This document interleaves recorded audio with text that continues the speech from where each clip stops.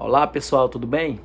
Aqui quem fala é Marcelo de Souza Oliveira. Eu sou estudante de teologia aqui de Novo Repartimento no Pará. Estou muito feliz de estar podendo fazer, essa faculdade, estar aprendendo algo novo. E essa matéria, que é essa introdução à psicologia e essa aplicação na prática pastoral. Então é muito importante a gente que está cursando essa faculdade de teologia ter também um conhecimento, um pouco desse conhecimento da área psicológica. Então gostaria de abordar alguns assuntos aqui que nós temos aprendido ao longo desses dias com essa matéria. Primeiro, a origem da palavra psicologia, que ela vem do grego antigo, psique, que fala de alma, fala da mente, fala também dessa parte da emoção, até do espírito.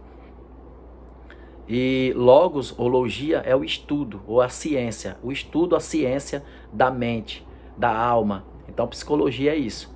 A psicologia, ela só veio mesmo a ser considerada uma ciência lá no ano de 1879 por William Hunt, que foi considerado o fundador da psicologia experimental. Antes, essa psicologia ela era apenas só um braço ali, uma vertente ali da filosofia. Então os filósofos já pensavam, já falavam algo sobre a psicologia, mas essa psicologia moderna, essa psicologia mais aplicada, ela só veio depois de 1879, com William Hunt.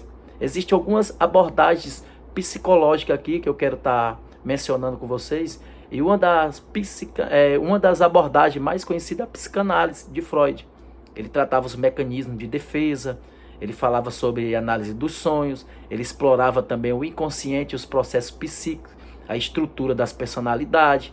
Mas algo que me chama mais atenção nesse estudo foi a questão do inconsciente. O inconsciente das pessoas, aquilo que foi adquirido de forma ali que ela não lembra mais, às vezes na infância, às vezes um trauma, às vezes uma situação difícil, que ficou guardado no inconsciente, ou na alma, ou na mente, humana, ficou guardado. E hoje essa pessoa, ela esboça alguns sentimentos que nem ela mesma sabe por quê, e Freud já dizia que era por causa do inconsciente, de coisas que ficaram acumuladas no inconsciente. Então existem formas e meios de tratar também, de buscar, resolver situações de hoje e tratar também a mente e buscar também esse inconsciente, Então existem formas hoje de tratamento. Algo também que eu quero abordar aqui é o behaviorismo, que nasceu nos Estados Unidos, com John Watson em 1913, que foi o behaviorismo metodológico, era mais uma metodologia. Mas o que me chama a atenção é o behaviorismo de Skinner, em 1945, que foi o behaviorismo radical. Então, Skinner, ele já tratava essa questão já do behaviorismo. Behaviorismo, a palavra original ali, é uma palavra em inglês, Behavior, que fala sobre comportamento. Então, é o comportamento mais radical. É o comportamento observável e um condicionamento operante. Então, é o estudo dos nossos comportamentos, a psicologia comportamental. Então, behavior é o comportamento. Ali vai falar também de recompensa. Uma pessoa que ela é recompensada pelo seu trabalho, pelo seu esforço, a tendência é ela se esforçar mais. E uma pessoa que é punida por algo que ela fez, a tendência também é ela ser mais controlada. A tendência também é ela ser ali domesticada, treinada. Então, esse fator de recompensa também, Skinner abordava isso também. O humanismo, de Carl Roger e Abraham Maslow. Abraham Maslow, ele nasceu lá nos Estados Unidos, em Miami, em 1908. Os seus pais, eles eram a classe baixa, Eles não vieram de um berço assim de ouro. E eu acredito que isso fez com que ele também estudasse a questão humana, por não vir de uma família nobre.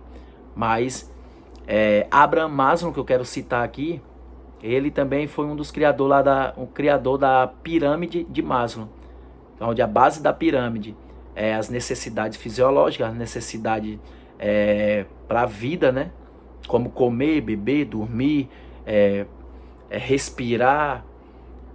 E como as outras bases da pirâmide, que são 5, são outras bases como emprego, saúde, educação, como o lazer, como as outras coisas que agregam a vida. Mas a base da pirâmide é bem comportamental e ele trouxe essa estrutura, né? Criando essa pirâmide de toda uma estrutura que o ser humano precisa para sobreviver, desde as questões mais importantes até as outras questões que não são tão importantes assim, mas que agrega na nossa vida. Então esse humanismo de Carl Roger é muito interessante. Uma das coisas interessantes do humanismo de Carl Roger é quando ele fala que o ser humano, independentemente do lugar que ele vive, da condição que ele nasceu, ele pode se sobressair. Abraham Maslow também defendia essa tese também, que o ser humano ele pode mudar de vida, ele pode crescer, ele pode se estruturar, ele pode vencer na vida, ele pode ter muita chance na vida independentemente do meio. Assim como teve outros filósofos e outros cientistas também, outros estudiosos, que defendiam que o ser humano faz parte do meio que ele convive. Então são abordagens diferentes.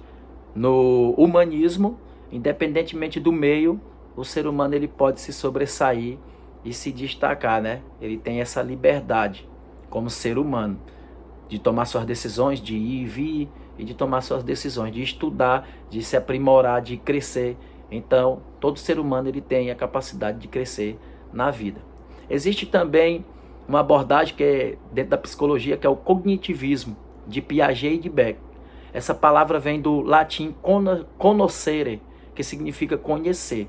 Então, o cognitivismo é a forma da pessoa conhecer, abrir a sua mente, né? Tem uns que têm rapidez para conhecer, para aprender, tem outros que já não têm tanta essa rapidez, mas a mente do ser humano, ela tem essa possibilidade de se abrir e de conhecer, de absorver conhecimento, de interpretar situações e de desenvolver emoções diferentes.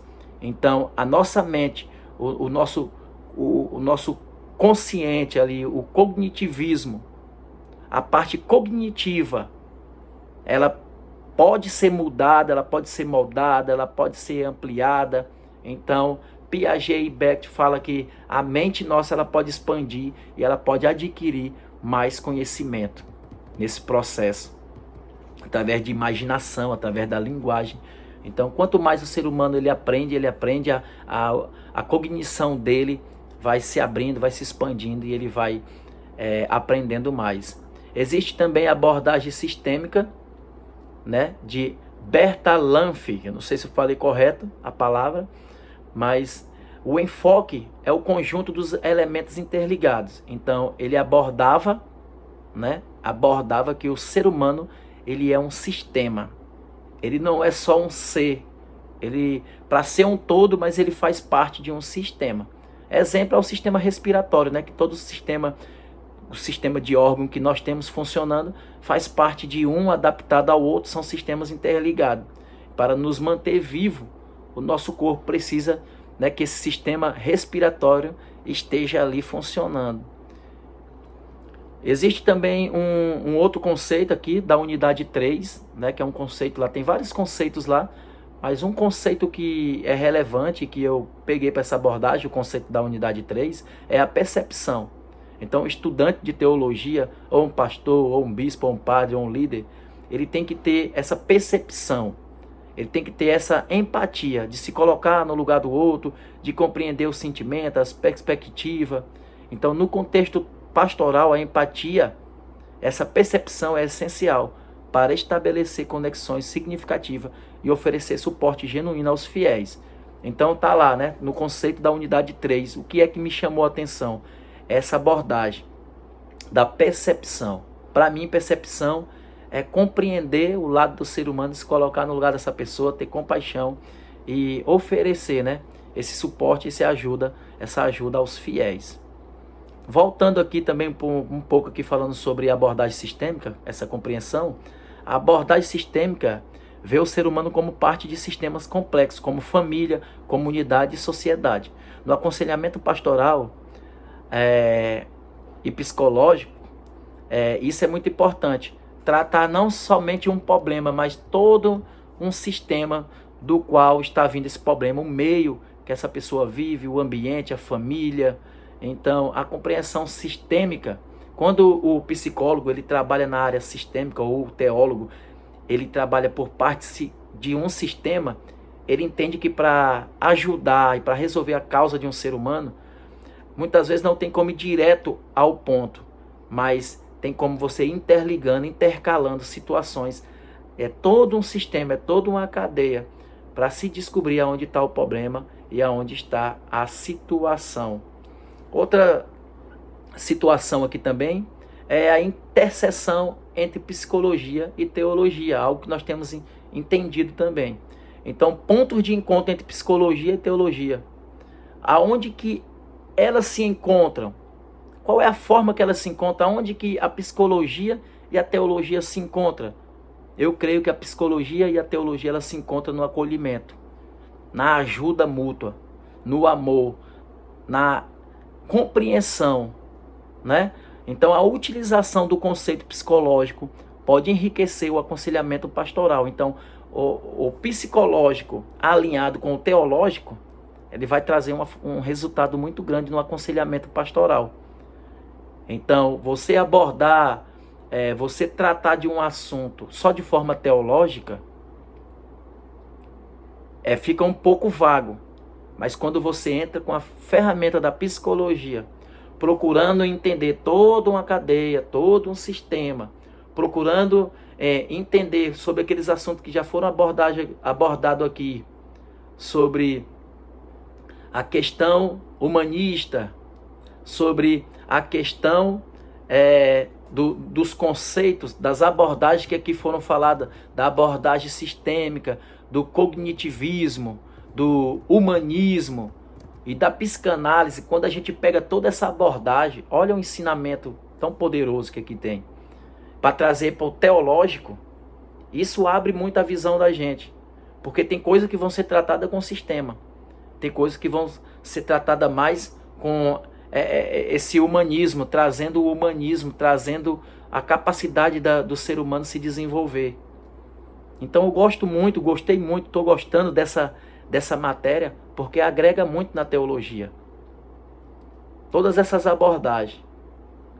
E aonde que a teologia e a psicologia se encontram? É no amor pelas pessoas, é no companheirismo, é na responsabilidade de ajudar o próximo. Então fica aqui as minhas palavras. Eu creio que aprendi, estou aprendendo, né, com essa matéria, e desejo que cada um de nós que estamos cursando essa faculdade venha ter muito sucesso e venha ter muito êxito nessa caminhada. Então, tchau e até a próxima aí, se Deus quiser.